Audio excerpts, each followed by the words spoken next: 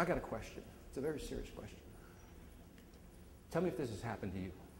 Did you ever wake up at 3 in the morning and you have a fantastic idea? And it's so good, so juicy, you can't even sleep because you're tossing and turning. Clap if you know what I'm talking about. I don't know.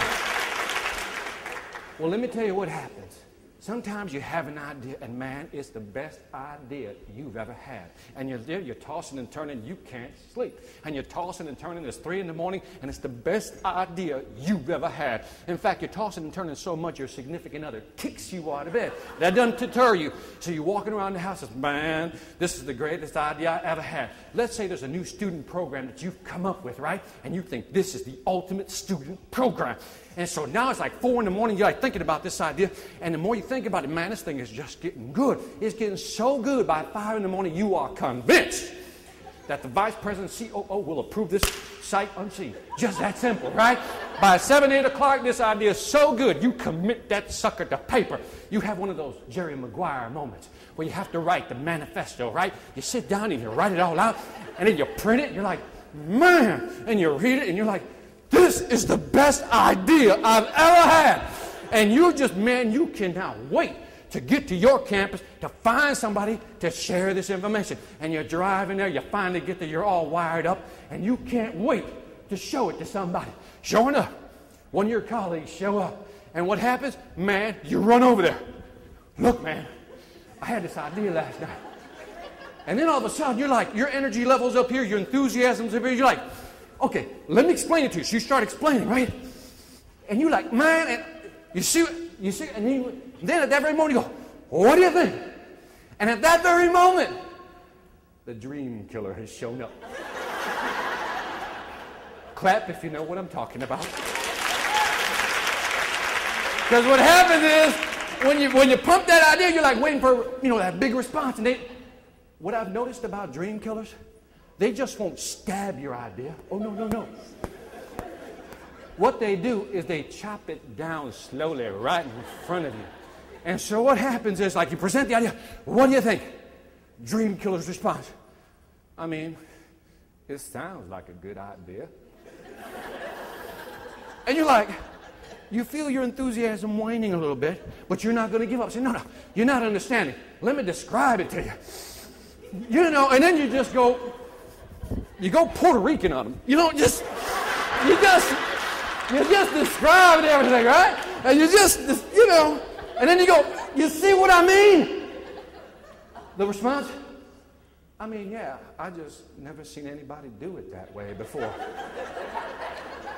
At this very moment, your idea is on life support. So now you got to break it all out. You got to bring it, if you know what I mean. So you break out the manual. No, look, I wrote it down. Whew, PowerPoint, whew, right? And then you just,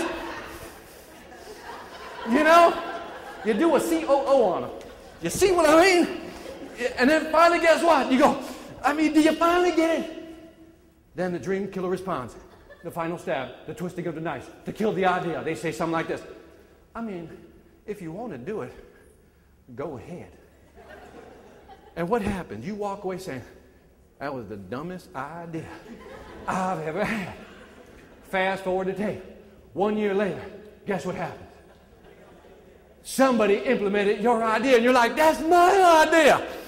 Now, what was the difference between that person and you? The person that implemented the idea and you. What was the difference? Oh, somebody said it, but I'll be a little more pointed.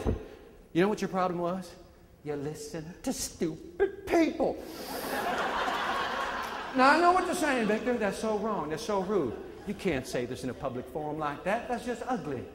But let me go ahead and describe stupid, and then you tell me if you agree with my definition of stupid. I've identified 3 categories of stupid people whose advice you should never take. Here they are. I've identified them, categorized them for your benefit.